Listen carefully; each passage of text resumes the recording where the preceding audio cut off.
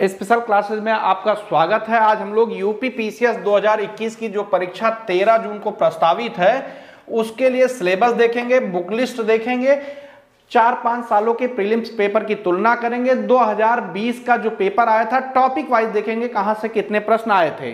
ठीक है, पेपर एक होता है, मतलब जो प्रीलिम्स होता है उसमें 2 पेपर होंगे, एक सीसाइड का होगा जो क्वालिफाइंग नेचर का होगा, 33 मार्क्स चाहिए होगा उसमें कुल आपको 100 प्रश्न में 33 प्रश्न सही करने होंगे। ठीक है, उसका मार्क्स नहीं जोड़ा जाता है। पेपर 1 जो होगा उसको कुल मार्क्स होगा 200, 1/3 निगेटिव लागू है, ये आप जानते ही हैं, और आपको समय मिलेगा कुल 2 घंटे और आपके सामने जो प्रश्न होंगे वो 150 प्रश्न होंगे। ठीक है, आइए अब सिलेबस को देखते हैं, उसके बाद बुक लिस्ट के देखते हुए हम लोग आगे बढ़ते हैं, फिर पिछले सालों की तुलना कर लेते हैं प्रश्नों की, कितने कहां से प्रश्न आए हैं। तो सबसे पहला जो पॉइंट आपको दिख रहा होगा, राष्ट्रीय अंतरराष्ट्रीय महत्व की सामयिक घटनाएं, इसके लिए आप क्रॉनिकल पढ़ लीजिए। देखिए एक बात क्लियर कर दे रहे हैं, जो लोग पहले से करंट अफेयर पढ़ते आ रहे हैं उनके लिए आसान है, क्योंकि 28 से 30 प्रश्न आने की हमेशा उम्मीद रहती है। इसको आगे हम लोग तुलना में देखेंगे। ठीक है, तो क्रॉनिकल पिछले साल की अगर आपको अक्टूबर या नवंबर से अभी तक मिल जाए तो पुरानी भी आप ले लीजिए, किसी बुक शॉप पे शायद मिल जाए। अगर नहीं मिलती है तो कोई भी आप 6 महीने की बुक लेके पढ़ लीजिए। अभी आप करंट अफेयर खूब पढ़िए। भारत का इतिहास एवं भारतीय राष्ट्रीय आंदोलन, इसके लिए मैं 2 बुक बताता हूं। एक बताता हूं आपको, एस.के. पांडे पढ़िए आप। अभी हम आपके बात करेंगे कि क्योंकि समय जो है वो अब 3 महीने मैक्सिमम है, जिसमें 2.5 महीने आपको पढ़ना है, 15 से 20 दिन आपको रिवीजन में देना है। तो यहाँ पे आपको एस.के. पांडे अगर आप पहले पढ़े हैं तो आप पढ़ सकते हैं। अगर आपके पास और टाइम है और ज्यादा बुक पढ़ सकते हैं तो ये देखिए मैं आपको दिखा दे रहा हूँ, एनसीईआरटी जो मैं पुराना 2005 के पहले की कहता हूँ वो ये है, देख लीजिए ध्यान से। ठीक है, ये आधुनिक भारत है, बुक है ये, नाम मैं बता देता हूं, सतीश चंद्र मित्तल की, ये 2002 की बुक है, बहुत अच्छी बुक है। इसको आप पढ़ेंगे तो आप समझ सकते हैं, इस तरह से है। ठीक है, उसके बाद दूसरी है प्राचीन इतिहास, इसकी भी फोटो मैंने डाल दिया है आपको, इसको आप देख सकते हैं, अच्छी बुक है, आप पढ़ सकते हैं। मध्यकालीन भी 2002 या 1 की ही है। तो इस तरह की बुक आती है, तो 2005 के पहले की एनसीईआरटी लीजिएगा, क्योंकि बुक स्टॉल वाले आपको ओल्ड एनसीईआरटी बोल के दे देंगे। तो आप देख लीजिएगा 2003-4 की हो या 2001-2 की हो तो वही लीजिएगा आप। ठीक है, तो आप एस.के. पांडे पढ़िए। अगर आपके पास समय नहीं है तो आप केवल घटना चक्र पूर्वावलोकन ले लीजिए, पूर्वावलोकन के साथ आप लूसेंट पढ़िए। एक बात और ध्यान रखिएगा, लूसेंट आप जरूर पढ़िएगा, लूसेंट आप जरूर पढ़ें। अभी एक लूसेंट मैं आपको अलग से दिखाऊंगा, वो वाली लूसेंट आप पढ़िएगा, वो जो नॉर्मल सामान्य अध्ययन आती है वो मत लीजिएगा। अगला है भारत एवं विश्व का भूगोल, इसके लिए बस एक ही बुक है, क्योंकि समय आपके पास बहुत कम है, तो आप महेश वर्डवाल एक समग्र अध्ययन ले लीजिए। ये बुक आती है महेश वर्डवाल एक समग्र अध्ययन। इसके साथ अगर आपके पास अभी भी टाइम, अगर आपने घटना चक्र पूर्वावलोकन पढ़ा है तो बहुत अच्छी बात है, नहीं तो इसके साथ घटना चक्र पूर्वावलोकन आप पढ़ लीजिएगा। बाद में हम देखेंगे कि 2-2.5 महीने बचा, अगर ये सब बुक हम नहीं पढ़ पा रहे हैं तो क्या पढ़ना चाहिए वो भी देखेंगे। बहरहाल जो लोग पढ़ चुके हैं उनके लिए, हालांकि जो प्रीलिम्स का सिलेबस होता है आपको मेंस के साथ पढ़ना चाहिए, लेकिन अब इतना समय नहीं है कि आप बहुत मानक बुकों को, स्टैंडर्ड बुक को पढ़ पाएं। ठीक है, सामाजिक एवं आर्थिक विकास के लिए सबसे पहले मैं आपको बता दूं बुक क्या पढ़ना चाहिए। रमेश सिंह या यशन लाल की आप ले सकते हैं, साथ में घटना चक्र पूर्वावलोकन। ठीक है, अब आपके पास समय नहीं है तो केवल आप घटना चक्र पूर्वावलोकन ले लीजिए, घटना चक्र की जो पूर्वावलोकन बुक आती है वो ले लीजिए, उसको करंट अफेयर से जोड़कर पढ़ लीजिएगा, पर्याप्त हो जाएगा। पर्यावरण एवं परिस्थितिकी आपको पढ़ने के लिए या तो आप बाणी ले लीजिए या अरिहंत की बुक आती है वो ले लीजिए और आप उसको पढ़ लीजिए।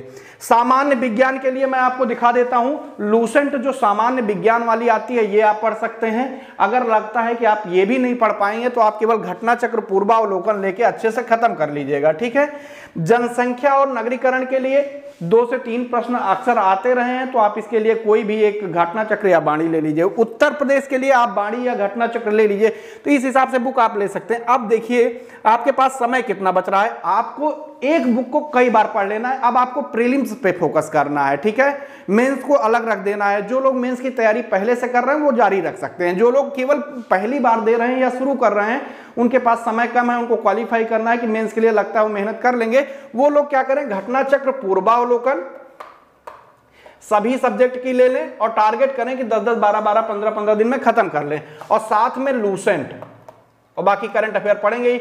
लूसेंट जो सामान्य अध्ययन वाली आती है उसको 1-2 बार खत्म कर लें तो प्रीलिम्स के लिए पर्याप्त हो जाएगा। ठीक है, आगे चलते हैं। कुछ लोग आपको परेशान करेंगे कि आपको केवल मानक बुक पढ़नी है, ठीक है, तभी आपका निकलेगा, तो आप परेशान मत होइएगा, कहने दीजिएगा।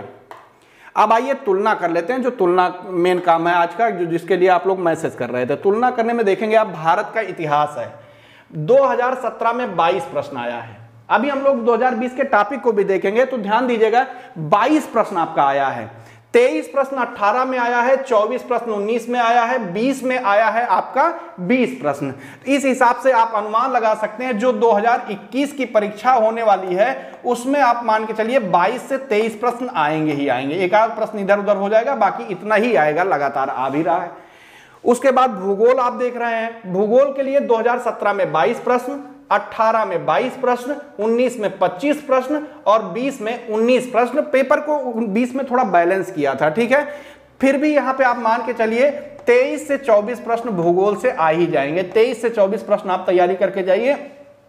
इसके जो करंट के टॉपिक होंगे भूगोल के वो भी देख लीजिएगा, वहां से भी प्रश्न आ जाते हैं।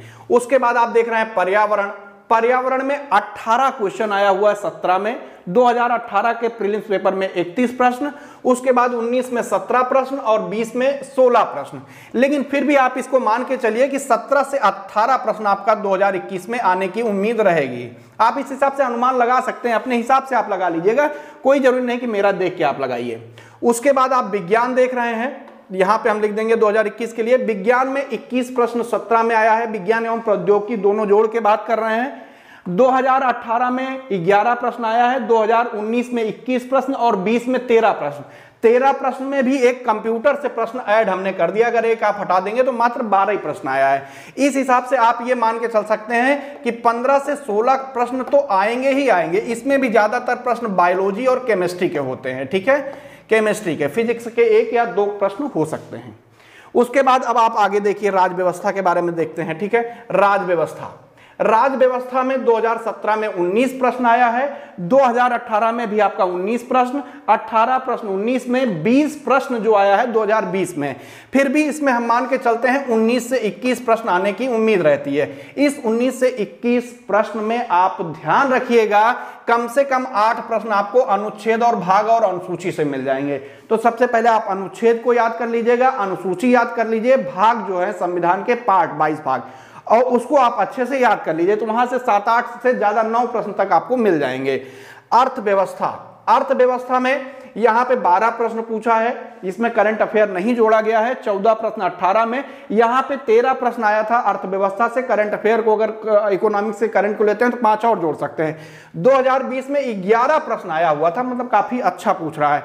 यह भी मान के चलिए कि आपका 11 से 12 क्वेश्चन 2021 में रहेगा। जनसंख्या नगरीकरण, ध्यान दीजिएगा कि 3 प्रश्न 17 में रहा है, 18 में 6 प्रश्न, यहां गायब कर दिया, यहां 2 प्रश्न, तो वही 2 से 3 प्रश्न आप मान के चलिएगा, ठीक है। उत्तर प्रदेश, यहां देखिए 2 प्रश्न पूछा गया है 17 में, 3 प्रश्न पूछा गया है 18 में, 19 में 0 है, 3 प्रश्न है। हालांकि आरओ में 14 से 15 प्रश्न लगातार 16 जितने पेपर हुए हैं 4, उसमें 15 से 16 बने हुए हैं।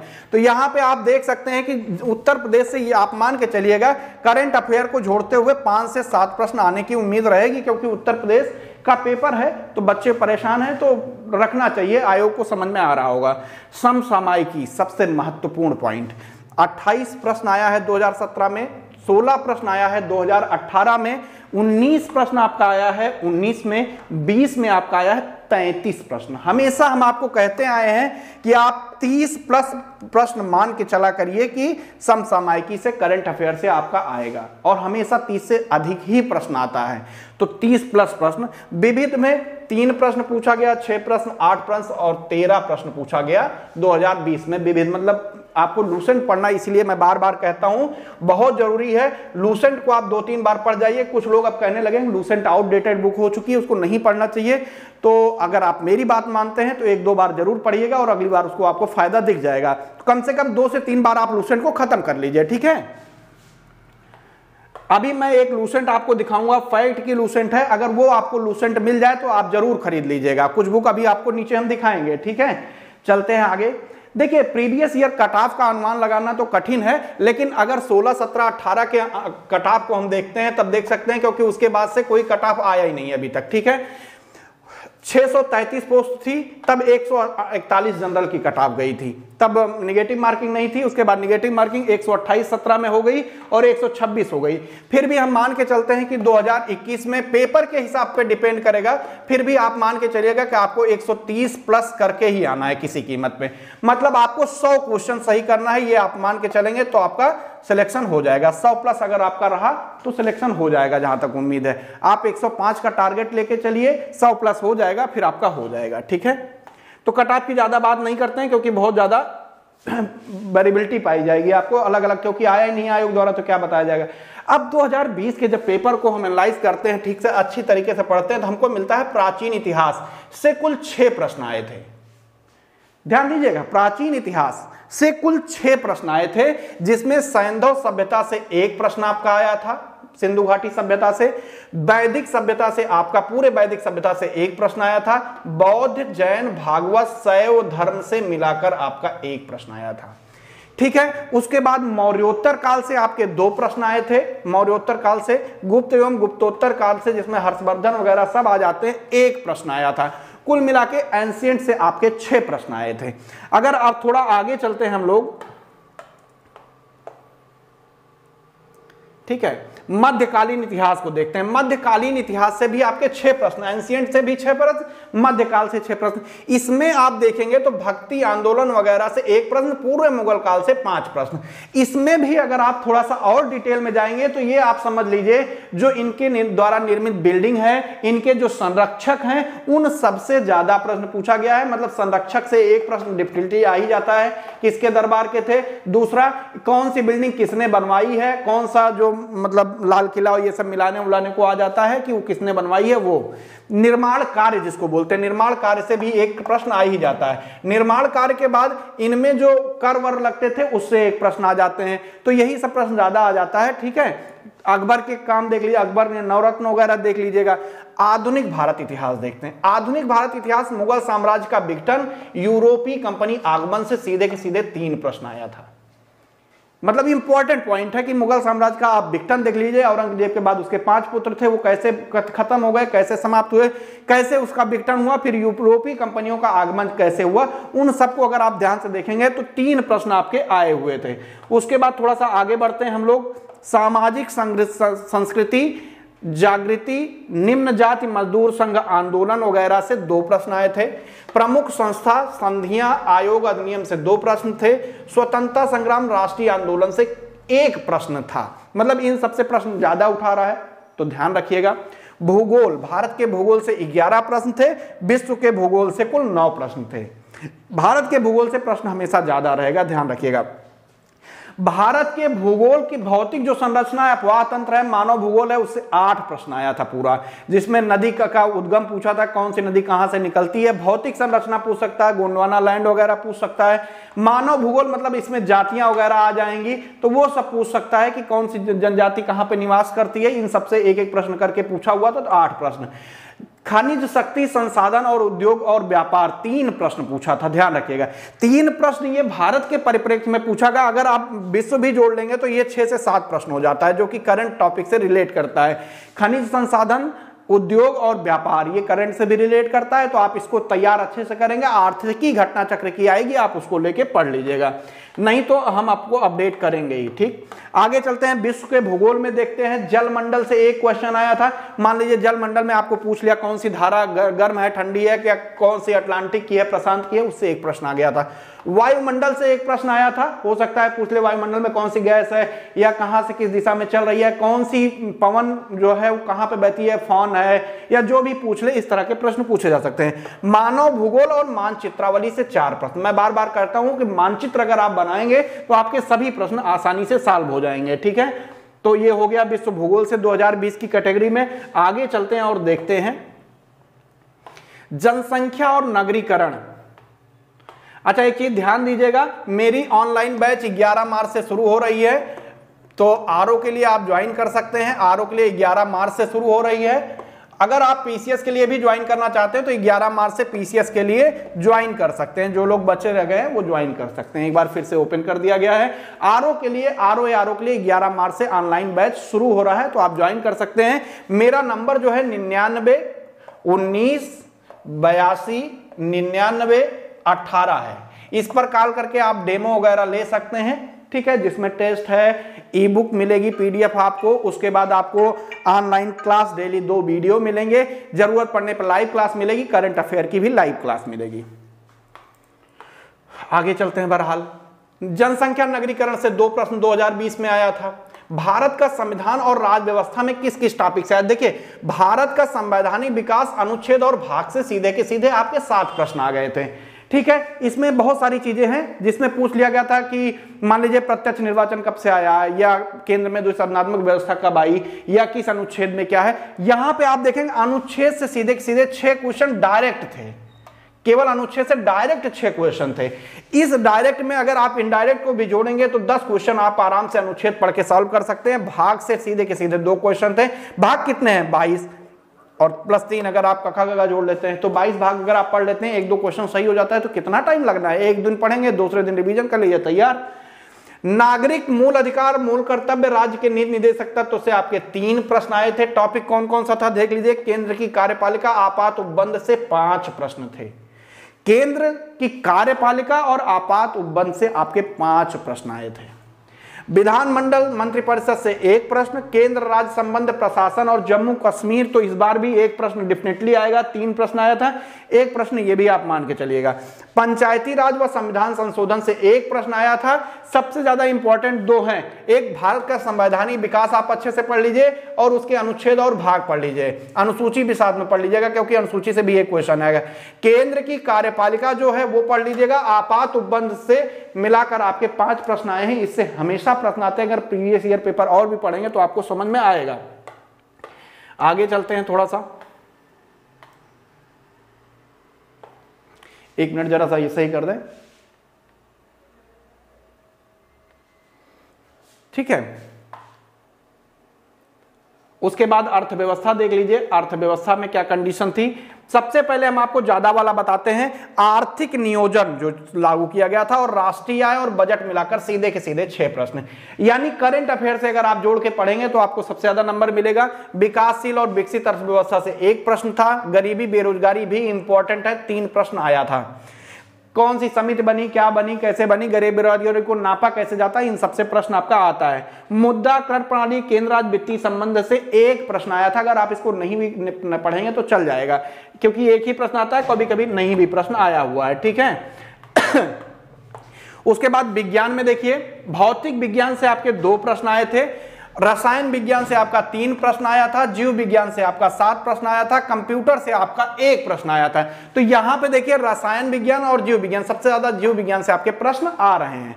पर्यावरण और पारिस्थितिकी से आपका 16 प्रश्न आया था। उत्तर प्रदेश विशेष से आपके 3 प्रश्न आए थे। पर्यावरण और पारिस्थितिकी से कितने प्रश्न? 16 प्रश्न आए थे। तो बढ़िया, आप आसान भी पढ़ता है, आप इसको 2-3 बार अच्छे से पढ़ लेंगे तो आपको क्लियर हो जाएगा।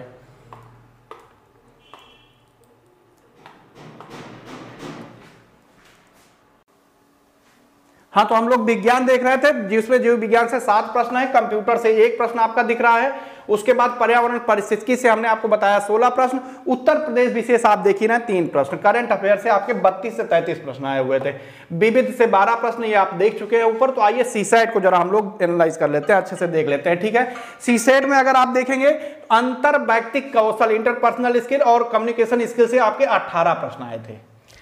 इसके लिए आपको घटना चक्र की आती है बुक, घटना चक्र की बुक आप लेकर पढ़ सकते हैं। अगर घटना चक्र आपको नहीं मिल रही तो प्रीवियस ईयर पेपर को आधार बना लीजिए और उसी के प्रश्नों को अच्छे से पढ़ जाइए और उसके डिटेल को आप अच्छे से पढ़ लेंगे तो यहां से आप 10 से 11 प्रश्न आराम से कर लेंगे। निर्णय क्षमता से 7 प्रश्न आया था। इसको भी पढ़ने के लिए आप प्रीवियस ईयर पेपर को टारगेट बनाइए। उसके बाद तार्किक और विश्लेषण क्षमता से 2 प्रश्न आया था। इसके लिए भी प्रीवियस ईयर पेपर।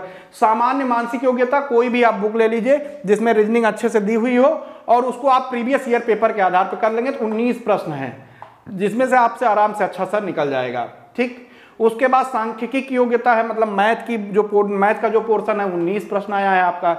हिंदी भाषा व्याकरण अवबोध क्षमता, ठीक, 20 प्रश्न आपका आया हुआ है। ऐसे इंग्लिश से आपका 15 प्रश्न आया हुआ है। तो आप इसको अच्छे से कर सकते हैं और समझ सकते हैं। आपको इसके लिए घटना चक्र की अगर आप बुक ले लेते हैं तो आपको पर्याप्त मात्रा में हो जाएगा। नहीं कोई बुक मिलती है तो आप परेशान इसके लिए मत होइएगा। केवल आपको एक काम करना है कि आप प्रीवियस ईयर पेपर को उठाइए, उसी को पढ़ जाइए और मैथ और रीजनिंग को थोड़ा सा आप अच्छे से देख लीजिएगा। बस मैथ और रीजनिंग को, इस वाले पोर्शन को आप देख लीजिएगा, क्योंकि इससे आप देख रहे हैं 19 दूनी 38 क्वेश्चन सीधे सीधे आपका सॉल्व हो जा रहा है। और हिंदी अगर आप पढ़ रहे हैं, आरओ को भी पढ़ना है, तो यहां से 20 तिहाई 60 लगभग ये 58 क्वेश्चन आपका यही सॉल्व हो जा रहा है। ठीक है, आपको 33 क्वेश्चन ही सही करना है। बहुत सारे लोग जो प्रीलिम्स में जीएस में पास थे वो इसमें फेल हो गए थे पिछली बार, तो ध्यान रखिएगा। बहुत सारे लोगों का मेरे पास फोन आया कि इसमें वो फेल थे। आइए थोड़ा सा बुक देख लेते हैं। अगर आप घटना चक्र भी आपके पास पढ़ने का टाइम नहीं बच रहा है तो ये उत्तर प्रदेश की प्रीवियस ईयर पेपर की बुक है, इसको आप ले लीजिए। यूथ कंपटीशन की है, थोड़ा इसमें गलतियां हैं, लेकिन आप अगर ध्यान से पढ़ेंगे तो गलतियां आपकी कोई दिक्कत नहीं करेगी, आप पकड़ लेंगे। जीके बुक आई थी घटना चक्र की, रिवीजन के लिए अच्छी बुक है। अगर आप लूसेंट नहीं पढ़ पाते हैं तो इसको आप पढ़ लेंगे तो काफी आपके लिए काम आ जाएगा। अब एक बुक जो मैं आपको बताना चाह रहा था, अगर आपके यहाँ मिल जाए तो आप ले सकते हैं, डेली जरूर इसको पढ़िएगा। ये वाली बुक, ये वाली लूसेंट आती है, 60 रुपए की लूसेंट है ये। तो ये लूसेंट जो आपको दिख रही है सामान्य अध्ययन, ये वाली लूसेंट, ये आप ले लेंगे। ये इसको लूसेंट फैक्ट बुक बोलते हैं। इसमें केवल आपको फैक्ट दिया होगा, सुबह सुबह उठ के आप 2 पेज रोज पढ़ लीजिएगा और रिवीजन करते चलिएगा, बहुत फायदा करेगा आपको। वन लाइनर प्रश्न आता है, ये तब आपको लेना चाहिए जब आपका सारी तैयारी हो गई हो। ये वाला 10,000 प्रश्न है, इसमें केवल पीसीएस के प्रश्न दिए हुए हैं, आया हुआ सीधे प्रश्न लिखा है, सीधे उसके सामने उत्तर लिखा है। जब आप सारी बुक घटना चक्र, पूर्वावलोकन या ये सब पढ़ चुके हो तो आप ये बुक लेकर रिवीजन के लिए लास्ट 7 दिन में आप रिवीजन कर सकते हैं। यही बताना था आपको। ठीक है, तो धन्यवाद।